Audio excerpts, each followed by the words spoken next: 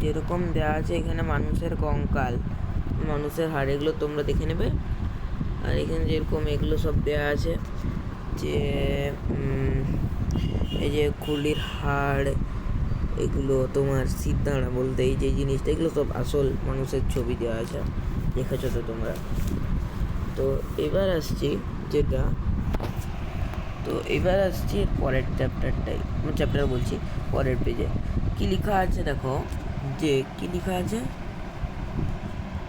আছে আগের পাতার এক্স-রের ছবিগুলি 1 এবং 4 মানবদেহের কঙ্কালের কোন কোন অংশে তা কি তুমি শনাক্ত করতে পারো? থাক বাদ দিই, এগুলো তোমরা নিজেরা দেখে নেবে, এগুলো কিছু নিয়ে ওটা।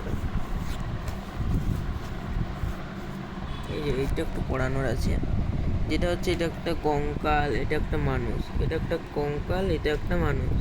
এবার এখানে দেখো কিছু দেয়া আছে, কোন হাড়গুলো দেহের ঠিক মাঝখানে কেন্দ্রীয় অক্ষ বরাবর আছে বলে?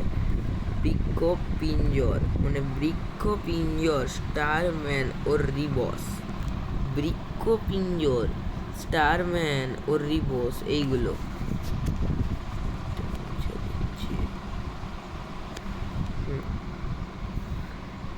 তারপর এখানে যেরকম হলো এরা হলো অক্ষীয় কঙ্কাল। তারপর আসছি হাড়ের সমস্যা, সুমনের মাথায় হেলমেট পরে, এগুলো কিছু উদাহরণ দেওয়া আছে।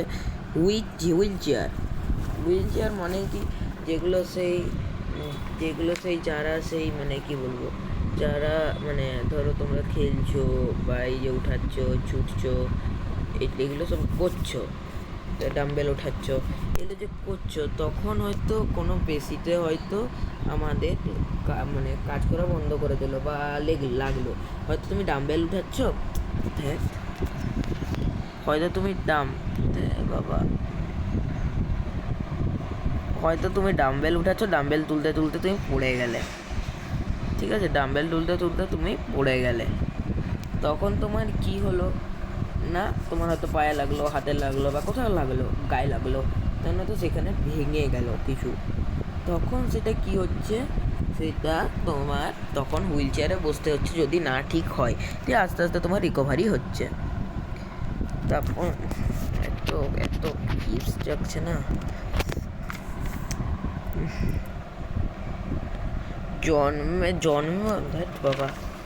জন্মের পরে শিশুর 300টা হাড় থাকে, এটা পরীক্ষায় মোস্ট ইম্পর্টেন্ট পড়ে শর্ট কোশ্চেনে। জন্মের পরে যে স্কুল হোক, সবার হোস্টেলে, মেয়েদের স্কুল আর ছেলেদের স্কুল, সব স্কুলেই পড়ে, বা মেয়ে ছেলে দুটোরই স্কুল, সব স্কুলেই পড়ে এগুলো, শুধু ইংলিশ মিডিয়াম বাদ দিয়ে। যেটা কি বলছে, জন্মের সময় একজন শিশু 300টি হাড় থাকে, আর পূর্ণবয়স্কদের 206টি হাড়।